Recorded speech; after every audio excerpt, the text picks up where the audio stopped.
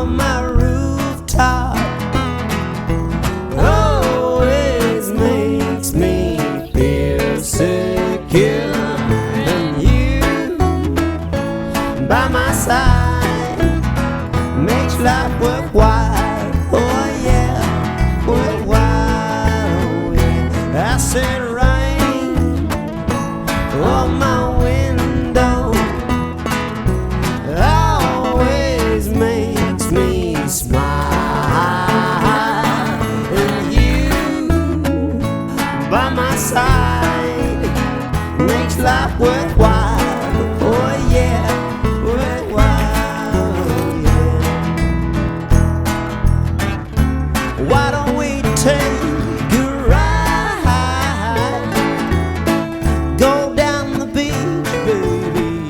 You can run in. I'll do my best to find you, baby, but watch out when I do. You know that rain on my window always makes me smile. And you by my side makes life worthwhile. Oh yeah, worthwhile. Oh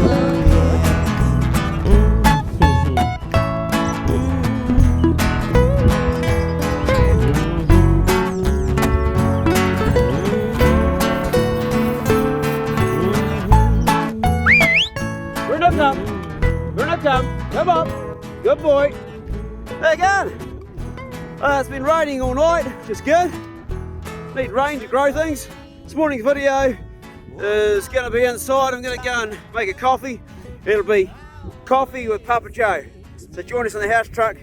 We'll have a bit of a man talk. Generally with Papa Joe, the conversation normally comes around from women, and then it goes either onto firearms and tactics and stuff, and then it goes back to women. So it'll be interesting, no doubt, to say the least.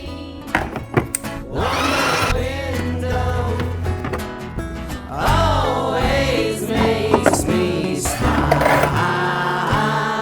And you by my side makes life worthwhile. Oh yeah, worthwhile. Oh yeah, worthwhile. Oh yeah, worthwhile. Oh yeah. We're having our coffee this morning, and guess what? Right, so it was back to the female agenda. Yeah, it keeps on, this theme keeps on coming up, the single man here. You ever heard my song Single Man? No, I haven't. I'll No. have to play that sometime. Single man, I'll be a single man. Well, he's going to be a single man, and he was just saying to me, sundresses. Papa Joe, somebody said they crack up every time they hear your name. The reason his mates call him Papa Joe is because the worst name he could hear from a woman in bed would be Daddy. Don't ever call me Daddy, so his mates started calling him Papa. And then that eventuated to Papa Joe, so now I give him arseholes and I call him Papa Joe. But he's just saying to me, sundresses. Sundresses, yeah. Sundresses are his favourite. I'm going to put this phone down because I'm bloody trying to hold it and talk. I don't know, just something about them, eh? Like the way they're kind of thin, like they kind of blow in the wind. They can show like the figure of a woman. Yeah. Like something about it, man. We got to bring them back. Oh, we have to bring him back. Yeah. This is what he said. You need to do a video to bring him back. We've got to bring sundresses back. I agree. They're so feminine. Yep. Just the way the fabric goes around their legs in the wind in the summertime, and you can see their hips and the shape, and it's just like, holy shit, what that does to a man. Women don't realise they wear these jogging pants and all these other things. It's like, nah, there's nothing left to imagination. A sundress is something like, you don't quite, it teases you all the time, doesn't it? Oh yeah. Oh yeah. So cool living with a young guy, because his eyes and his whole body is like the amount of testosterone going on there. You know, his brain is wired to that. I haven't been able to work out why, when I give him instruction to do something, why he doesn't do it. Like I'll say, give him that, and then he completely, like a classic example the other day was, I said, take this here and put it into the freezer. It was the fridge. And what was it? A cabbage, was it? It was a cabbage, yeah. It's a cabbage. And I went in, there's this cabbage on my kitchen bench. I said, put it in the fridge in the house truck, and it's inside the house on the kitchen bench. I've worked out now what's going on. He's got that cabbage. He's got that cabbage, and he's thinking about sundresses wrapping around women's legs in the summertime. He's thinking about girls. He's a single man, and I remember being 21 years of age. It just preoccupies you all the time, doesn't it? Of course. Yeah. Who can deny it? Oh man, well I totally get where you're coming from, man. I'll tell you a funny story. I've got a brother. He's a foster brother. My mum fostered a lot of young men, but she also does a lot of work in the community helping people. She's a helper, she's a giver. So she anyway had this foster son, Raymond, and him and I were the same age, and he was living. I spent a very short time going back to live with my dad after my parents broke up, probably about 6 months, and we were on Hoddy Road, which is about 6 to 8 kilometres, I guess, from Mapua. I'm only guessing, I don't know. And the Mapua Leisure Park used to be the Mapua Nudist Park. It was a nudist park. Everybody's butt naked. It's changed these days. You go over these days and all you see is fat old men. That'll do, Bruno. That'll do. Bruno wants to come inside. I went to another egg. Excuse me, I'm just going to give Bruno his egg. Here you go, mate. Okay. So, what my brother and I would do, we only had one bike. We didn't have a lot of money back then. We had one bike, so we'd share it. And every day, one would run and one would bike, and then we'd switch over all the way from Hoddy Road to the nudist park to go and watch all the naked. And there'd be all these women our age on the beach during the holidays. It was like, holy shit, it's like you died and gone to heaven. One time, another mate of mine and the three of us, we got together and we were going to play tennis on the courts. And we were playing tennis. We only had three of us, my friend Adrian and Raymond. So, you got two on one side, one on the other. And this fucking drop-dead gorgeous woman who was probably 10 years older than all of us, she's looking at us. And she's completely naked. And she comes over onto the court and says, oh, you need an extra one. She's actually acting all normal. Like, we're all trying to keep our heads up. And you're just like looking at each other, trying to look down. Yeah. And three guys, all 18 years of age, no control at all. No control at all. Things down there, man. Yeah. And suddenly, first of all, Adrian, he just barred up straight away. He goes, oh, excuse me, and he runs off. I don't know what he did. He came back and he was back to normal. But by then, Raymond and me were like, oh no, we can't. It's sex. It's a bit like tennis. Two hairy balls in the same old racket. So here we are with this woman. She's pretending nothing's going on.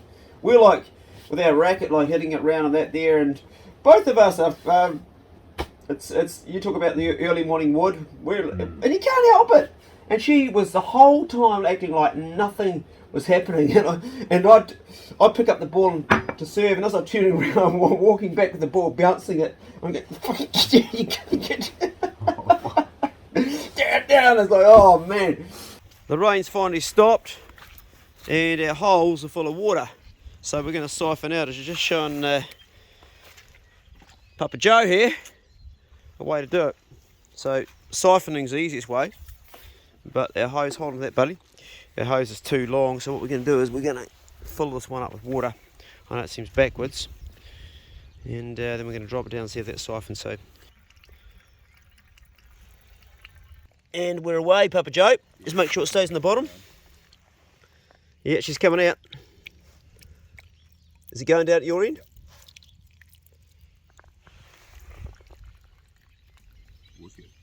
You ever seen that done before? No. So you've learnt something again today? There's two things you've learnt with water. What's the last thing you learnt with water? To find a level using a hose, so you get like an accurate measurement. A point. Yeah. Do you know how to do it? Can you recite it back? Remember?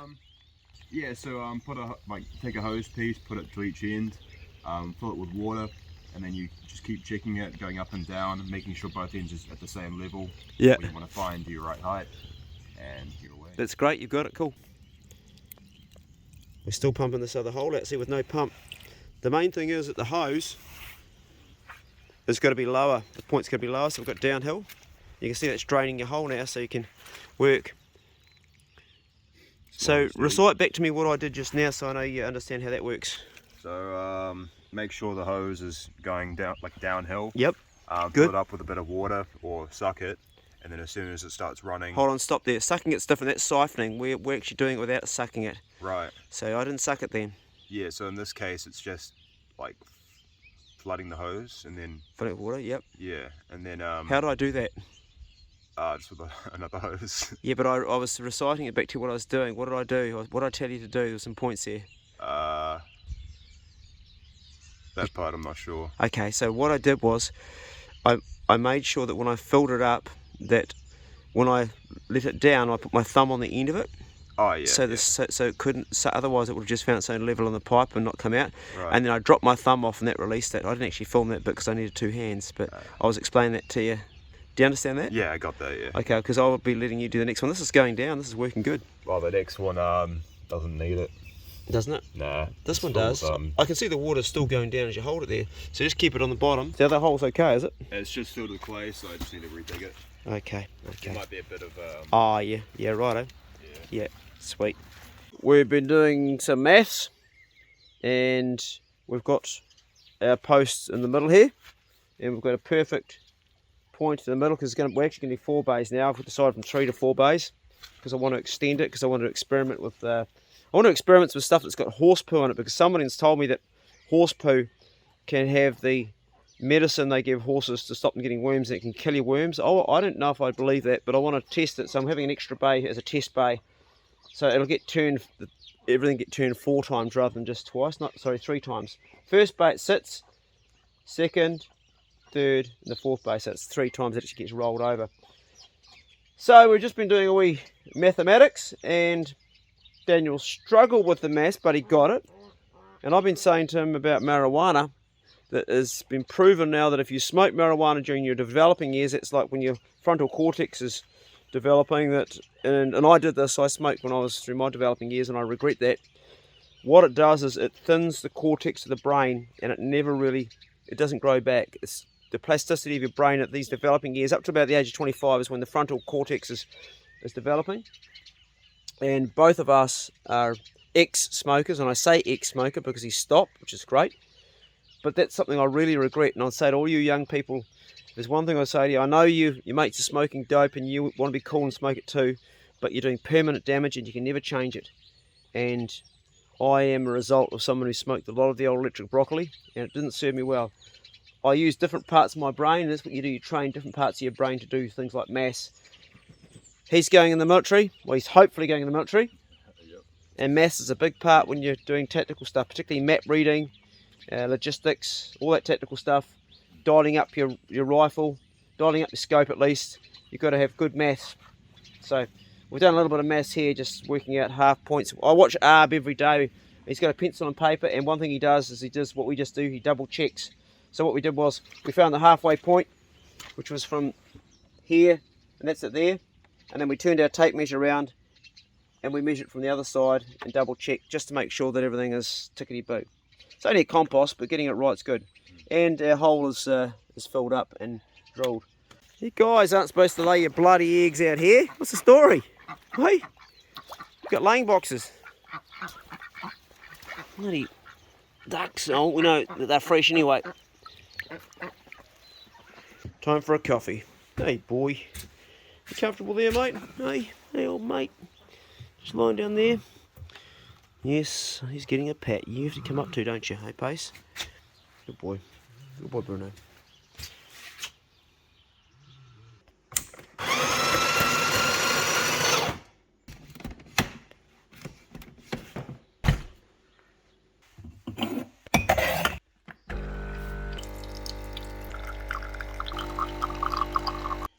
You can have 1 tablespoon of cream and still remain in a fasted state. Any more than that and you'll go out of a fasted state.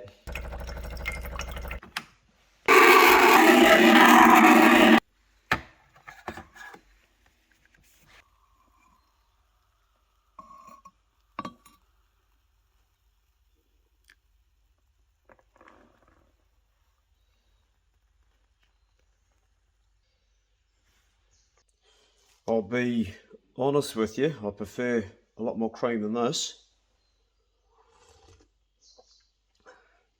But Darren the dog ranger said to me because he's also 1 meal a day, like myself. He said that cream you have in your coffee will knock you out of your fasted state. I only have 1 meal a day to stay in a fasted state, and I was having way more than that. And I said, really?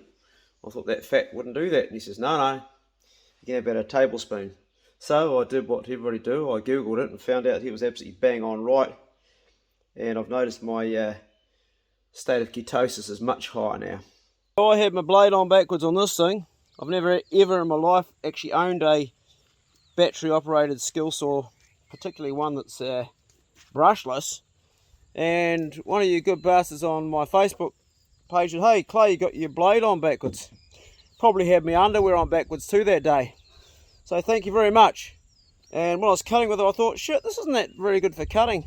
And if I'd been clever, which I'm not, I would have looked at which way the blade was going around and worked it out. The reason I put it on the other way, see the teeth are supposed to go up, was I'm used to working on a saw bench. I used to have an old sawmill for cutting, making firewood when I was a kid, and the blade went the other way, and I just assumed, oh, they must be all the same, but they're not, and it makes good logic. So thanks for putting me right. This is a good thing about a reality channel, because me and Daniel, Papa Joe, we learn stuff from you guys.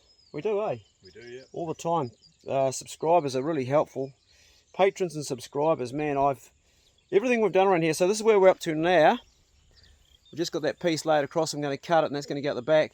And we're going to use old corrugated iron. So what was the measurement of the corrugated iron I measured? I think it was corrugated iron. Yeah. 2,100. Yeah. Yeah. Yeah. Good. I'm really making it work out the brain today. And what was your measurement at the back for this piece here? 3714. 3714. Measure twice, cut once is the rule. Yeah. Measure twice, cut once. Right, we'll measure this. We'll have to measure it again. 3174 or 3714. No, it's 3,174. Okay, yeah. It's one or the other, so I was like, fuck. 3,174. Got it? Yeah, 3174. Cool. Right, we're going to find out if we got that cut right. It needs to be corrected up a bit. If you can hold that side, I think it might be alright. Oh, it's going to be lifted here. You've got to go straight down. Yeah, no, it's good. No, that's good, that's good, that's good. Perfect, perfect. Right, we're going to have 4 posts in, and we're just filling. This tin here is second hand. My mate Simon Fowler organised this for me. It's an old roof, and it was going to the tip. We can use this for our compost. We're going to use corrugated iron on the outside. I'll put a bit more framing up for that. And tell us about being a builder in the military, mate. You just telling me a little bit there. It was quite interesting, I thought. Yeah, well, from what I've heard, it's one of the most undesirable jobs, because you're, the first one onto the, I guess, the site or in the field, and you have to build the fortifications, under fire, being bombed, artillery, all that. Right. Yeah, fuck, I can't even think while doing this. It's one of those days, bro. Multitasking. Yeah. Your brain's not quite functioning properly today, is it? Well, I did drink last night. So. Oh, did you have a drink last night, did you? Oh, you on the booze last night. How much did you have? A bottle of wine. Okay, now I understand what's going on. Okay, gotcha. Hey, well, that's good. Get that filled up, and I'll start on the other side. Yeah. And I'm going to go and pick up some more timber, and I'm going to frame this so we can put the corrugated iron. We're going to have framing in between, so we've got a corrugated iron sections. Corrugated iron's a much, much cheaper version than using our wood. It's better to do it. Yes, you probably need to drink a little bit today too. You might be a bit dehydrated. Great having a man to hold while you're drilling. We've got that basic outside frame up. So I'm going to put corrugated iron around the sides and the back. And then I'm going to put a bit of framing in between each bay and put corrugated iron on that. And make slats up with this. Just slide down, so each one you can take the slats out, and they'll all be the same size for those bays, same size for that. And I'm not sure if I'm going to trim the posts off at the top when it's all done. What I'm going to do there, I'm not sure whether you want to have rain on your compost or not. I'm going to ask you guys that question. Do I put a roof over it, or is it better to let the rain get so the worms get watered and everything? I'm pretty sure it needs rain. I also want to get this beauty going that Dylan lent us. I've got some petrol. Apparently it hasn't got a stop on it like at the back here. I think there's something supposed to go down the ground to stop it keep on going, otherwise it keeps on going. Or maybe it just goes in and out of gear, I don't know. There's a handle up here that controls that, which must do the gearing. Oh yeah, there's the gearing there, so maybe you just do that. Anyway, it's a Briggs & Stratton. It's over 30 years old, and we'll get it going with a bit of petrol and a bit of luck. Heel up, B. Good boy. Heel up. Good dog pace. B, get him behind. I'm keeping B on a rope now. He's lost his freedom. I gave him it a couple of days ago after doing extensive training, and what did he do? He found one of my chickens and killed it. High prey drive dog, and I've made a decision to move him on back to the breeder, Wade Waller. Wade gives you his assurance when you get a dog off him that if it doesn't work out, he'll take it back and replace it with another one. I'm not sure what I'm going to replace B with yet. Might just run 3 dogs, but he'll be going back after lockdown because he hasn't worked out with my pack. He's had ample time, and he's trail barking, and his whole purpose of being here is to catch meat for us, and he's not doing that. He didn't pay the rent, so Wade will probably connect him up with someone who has different country to hunting than we have here. B, get him behind. Heel up. Heel up. He just isn't switched on to me. He never has been from the beginning. Unlike Pace, it's right back. Pace, get in. I was just going to say, unlike Pace, it's always behind me. He's looking at chicken's pace. The dogs haven't been hunting because of lockdown for longer than they usually do this time of year, and their prey drive is starting to get through the roof. Anyway, that's what's going to be. Going to put these guys in their box, give my feet a posse jump on my mountain bike, and make my dinner on the houseboat. That's a little bit of exercise.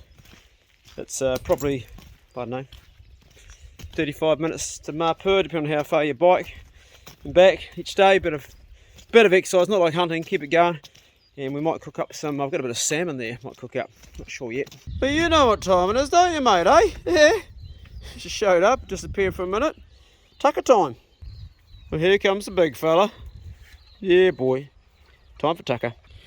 I fluctuate my dog's feed time every day. Keep them guessing is the trick. There you go, Poe, eat up. There you go, mate, take that. There you go. Here, Bruno, there you go. I chop it so it falls to bits when he eats it, that way he doesn't choke on it. Pace is quite slow at eating his food, so don't chop it up. He's not a gutser. No, your Pace, just gentle. And Bigsy's a big gutser, his is like that. It'll fall to bits when he eats it, so he can't choke on it. And B, you take yours into your house, in your box. Get in, mate. Eats in private. So the reason I changed times is so the dogs don't have a pattern of its feed time, and that way they're not always anxious around certain times, as dogs will become if they have a feed time. They don't know when they're going to get fed. Today it's like 2 in the afternoon, they haven't been fed all day, and I might feed them again later on this evening. I also have days where I feed them nothing, a fasting day. A fasting day is good for you, and it's good for your dogs.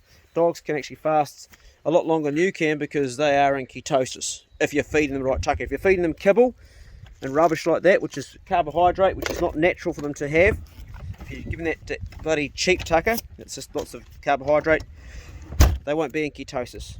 Fat and protein is what dogs need. Anyway, that's dog's fed. Going to go down and go for a bit of a bike on the old giant trance and cook up some tucker. Didn't realise I got so much dirt on my helmet. Okay, well, I got my gear on, ready to go. Gee, cycling gear looks bloody silly on people my age. They should have some colour that fits us all. I know that's ageism, but hey boomers, we look silly in cycling gear. Most of us do anyway. I do anyway. This guitar's not even in tune, but no one really cares at this stage. Well, we don't know of some laboratory, and Wuhan is to blame. But ever since COVID-19, the world will never be the same. Never be the same. It'll never be the same.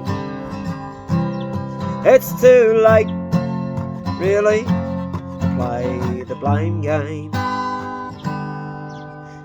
Some of my friends are fighting over what's right and wrong. It's very hard to know what the truth is from history, and I sing it in a song. Get your vaccine, put on your mask and separate. Meanwhile, elective surgery in hospital is gonna have to wait, 'cause we're in lockdown. Yeah, we're in lockdown. And everything's never gonna be the same in my town. And everything's never gonna be the same all around. Everything's gonna never be quite the same. and this guitar is badly out of tune, and I'm to blame. Right, gonna fuck off down the houseboat and cook a feed and check it. See you down there. There, David. Woodstock cans, Yeah, KFC, Yeah, right. all the usuals. Yeah, well, bloody good, David. This is my neighbour, and his partner was my daughter who's 20 today, midwife, 20 years ago. Yeah, and she was brilliant. Yes, Jill, I actually recognise Jill. And these two guys are just doing their bit along the highway, and we're going to also be doing one on the coast, David's saying so. Yeah, on the main road. Yep. Yep, So that'll be cool. But these guys just took upon themselves to do that. It's really awesome, and it turns out that's you were the midwife during my daughter's mother's pregnancy. Yes, for us 20 years ago. God, that went fast. Yeah. So where is she now? She's now doing Taipatini outdoor education course in Greymouth. Oh, yeah. So my son also did that, Ewan. He's done his, but now with COVID, a lot of that work's not here. Yeah. Hey guys, very inspiring. Good on you. And nice to see you. Yeah. We'll see you later, David. Okay. Yeah, see you later. Cheery. Bye-bye. That's really cool. Very cool indeed. They just took it upon themselves to do that. This is the part where I put the bike down and leave it at my dad's house and run down to the sea. It's not a big run. When you add them up each day, it's probably quite good because they're not big, but they're quite fast. But generally, I'm talking now, but generally I just sprint. I think for us older guys, lots of long distance, whilst it builds endurance, it also is quite hard on your joints. There's a shag fishing out there. Oh, it's a couple. They're both underwater right now. One might pop his head up shortly. But there he goes, just come up now. Over here. And they are fishing on probably yellow-eyed mullet. It's the bay. Some young guys over on this point here. I think they're building a hut. They've been working over there quite diligently. Tide's going out. And all the rain we've had has made it quite muddy. Just beautiful down here. Absolutely beautiful.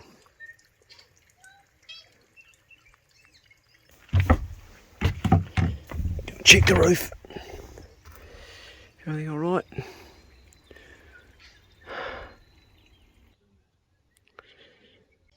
Today for something different, I've bought a chair on the beach and I've got a few things to make a dinner. Some salt, olive oil, a nice avocado, and look at this. This is salmon. That's my dinner today. Gonna make a little fire just over here on this log. We cook outside because it's no wind. It's absolutely beautiful. I mean, look. Just beautiful. And I love eating outside, so that's what I'm going to have for my dinner today. When the ground is wet like this, it's been raining for days, you find your wood, not here, you find it hanging up in the trees. Up in the trees it's dry. And when you put it on your fire, break it, it'll be dry on the inside. Then you can introduce your pine cones and bigger wood. Where I've broken that in half, it's dry, you see, even though everything else is wet. That'll burn easy. A few pine cones on top, and they're already starting to burn. Easy. Olive oil in the pan while I'm heating the fire. A couple of logs on each side. Get some height for our pan so the fire doesn't get smothered. Smack that on top. We're good to start cooking shortly. Nice and hot.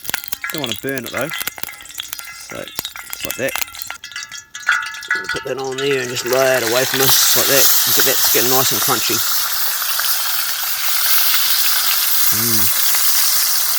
That's good. Oh, it looks pretty good. Time for a wee taste test and see how it tastes.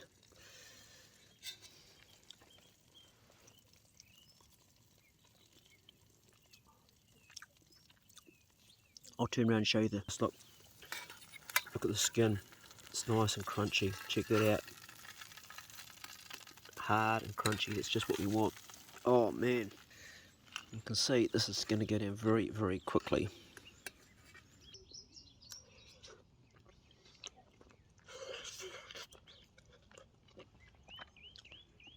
On the other side over there, there's a couple of young fellows that built a hut, having a lot of fun. I think it's great getting out, doing something like that there. They've been working it for a few days, building it. I still loved building huts when I was a kid. Actually, I still love building huts. This is delicious. And what's really nice is this avocado. I've salted it with Himalayan salt.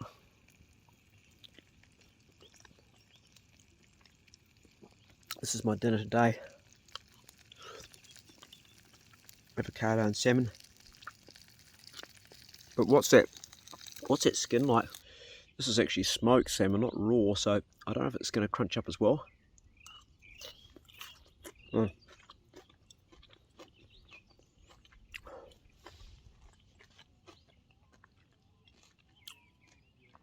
salty, fat, crunchy, everything I like about food.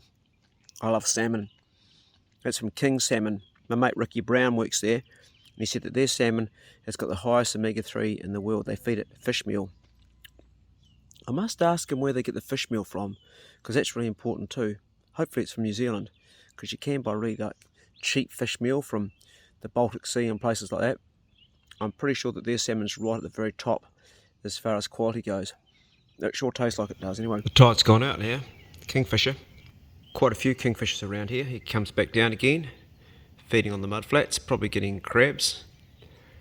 And they have their nests in the clay bank. Oh, he's got something there. Maybe he's even got young. They make these holes in the clay bank and have their babies up. And if I pan back out, you can see just how many nests there are. There's a real good one right there. That's the entrance, and it goes up and then slightly down. And hopefully the babies don't fall out, but often they do. Once they fall out on the ground, if they're not old enough, they die. So they've got to stay in there till they're old enough to really fly and cope. So it's a pretty tough life being a kingfisher starting off. But the population's doing pretty well around here, so I reckon they're doing okay. They're surviving pretty well. I'm not sure, but I think there could be spoonbill. Can't tell from here. There's a few around here. Just listen to the native birds around here.